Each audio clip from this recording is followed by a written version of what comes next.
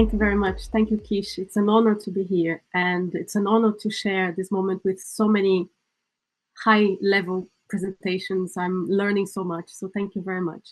So without any delay, I'm just going to start my talk about spinal dysraphism. And so basically, it involves a spectrum of congenital disorders, in which there is a failure of midline closure of neural, bony, or other mesenchymal tissues. In Greek, it's coming from this Greek word we call dys, bad, and raph, suture. It's a bad suture in the spine somewhere. And it happens in average in 1 case in 1,000 pregnancies. So it's not so rare. And there are a few risk factors related to that. So one of them is history of previous pregnancy with neural tube defect, a partner or a family history of neural tube defect, so increase 2 to 3 times the incidence of spina bifida. The mom has diabetes type 1, also increase the risk. Seizures when they take some specific medications, such as valproic acid or carbamazepine, a close relative with neural tube defect, and the pre-pregnancy obesity. So we do see all these things in the cohort we scan at UCH. And non-medical causes such as pesticides, chemicals, contact, also solvents, disinfectants, and nursing, radiation exposure, anesthetics agents,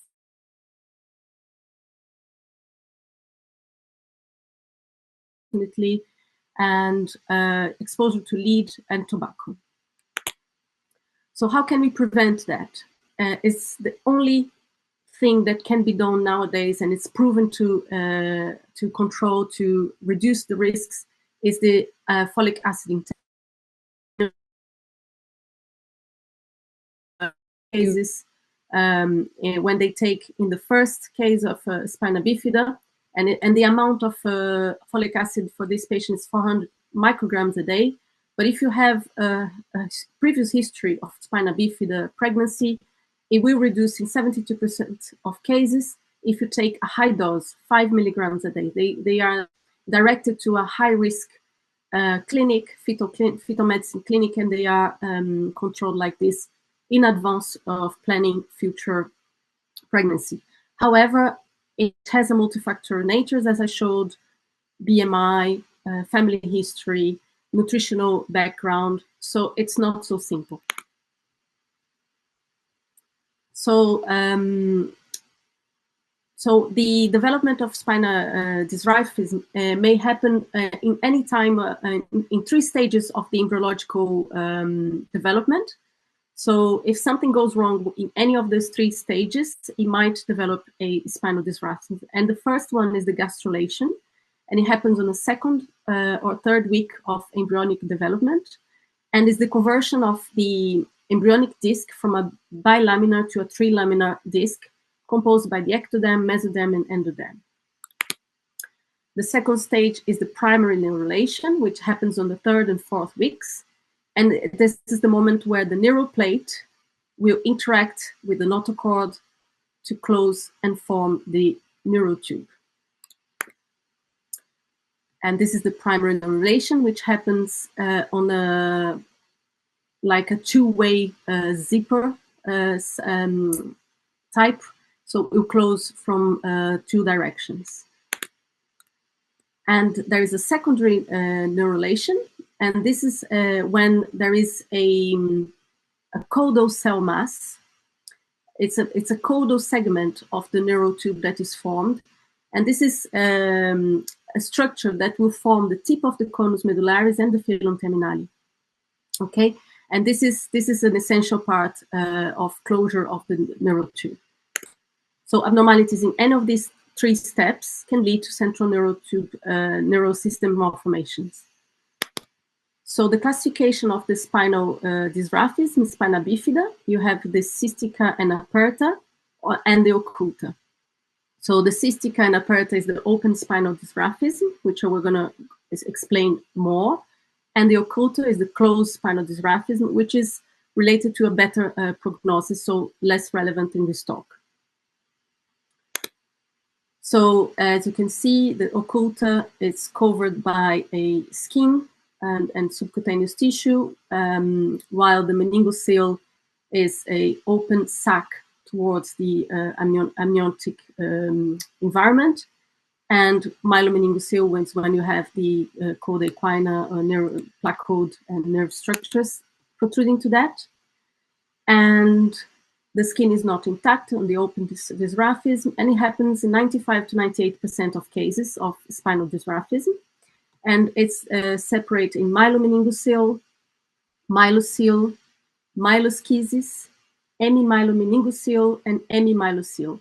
I will main focus on these two, myelomeningocele and myeloschisis, because these are the ones more commonly seen. So in the ultrasound, these are the things that they see. They start seeing what they call this dry brain, where there's no CSF surrounding the brain. They see a ventriculomegaly. They will see an abnormal shape of the cerebellum, which is called on the ultrasound as the banana sign. And they will see this flattening of the frontal bones, which is called the lemon sign, because of the shape of the head. They will analyze the spine. They will see if there is a sac in the lumbosacral level, and they will count the levels. They will check as well if there are leg movements and talipes.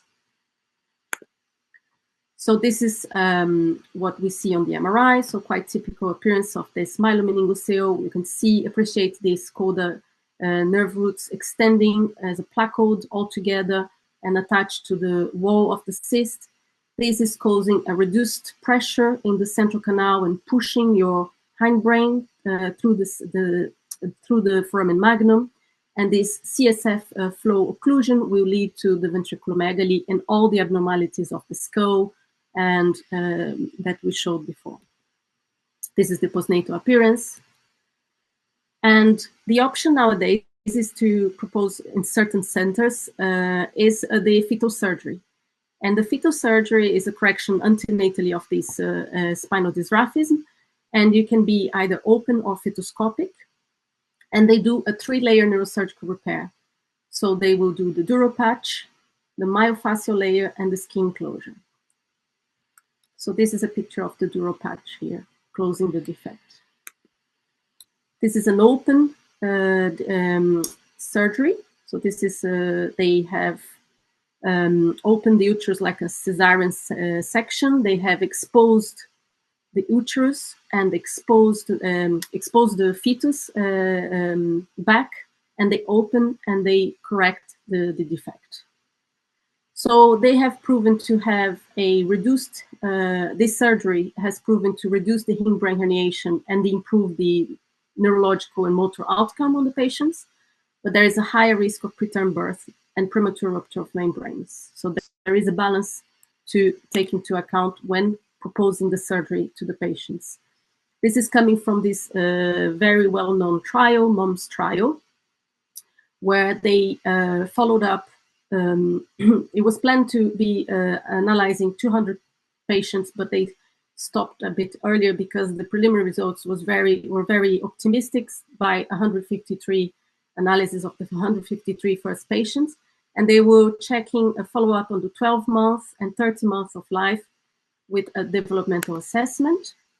And they have shown to reduce the number of shunts postnatally, and they have resolved a big part of the patients had improvement of the hindbrain herniation or resolution. And they had, at 3 months, they had a better neurodevelopmental tests. They also have improvement of the motor levels for more than 2 levels sometimes, depending on the level of the defect. In the cases of the prenatal surgery, they were better. Some of them were walking independently and better than the postnatal repair. So from that, nowadays we perform at UCH they are referred from everywhere in the UK, and these are the inclusion criteria. So the level of the defect from T1 to S1 with hindbrain herniation, because one of the main advantages of the surgery is to correct that and stop developing ventriculomegaly. In cases of single pregnancy and the absence of other fetal structure abnormalities, and this is something that MRI plays an important role. Maternal age over 18 years old, gestational age varying from 19 to 25, and this is the balance about premature birth. So you don't want to perform the surgery too early because there is a risk of premature birth. So you don't want a spina bifida patient extreme pre-birth. So they usually operate around 25 weeks with a normal PCR and microarray from the amniocentesis.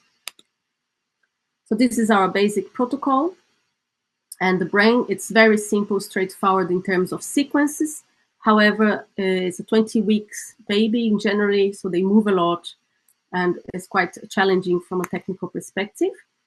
This is the appearance which I've shown you before. So typical appearance of the myelomeningocele, hindbrain herniation, lemon-shaped head, and ventriculomegaly. And it is associated in the spectrum of the spina bifida. We see some other findings, such as callosal dysgenesis and heterotopia. We quite often see this on these patients.